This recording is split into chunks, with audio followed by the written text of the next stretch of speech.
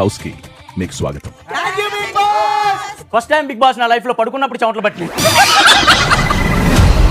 Launch లో నాగార్జున గారు ఇచ్చిన టాస్క్ లో భాగంగా హౌస్ లో డిస్కషన్స్ మొదలవడం జరిగింది. నైట్ కూడా చేశారు, మార్నింగ్ కూడా చేశారు. సో నేను మిమ్మల్ని చేంజ్ చేయదలుచుకోవట్లేదు. అందరం కలిసి తిన్నవి మాత్రం రీతు చౌదరి గారు చేస్తారు.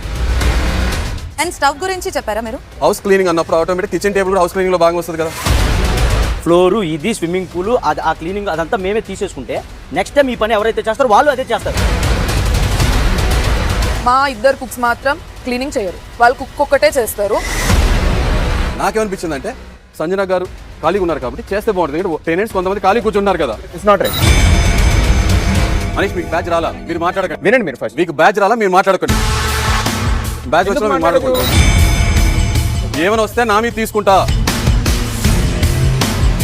నేను ఇంట్లోకి వెళ్ళిపోవడానికి కూడా రెడీ, నేను తీసుకుంటా కాల్.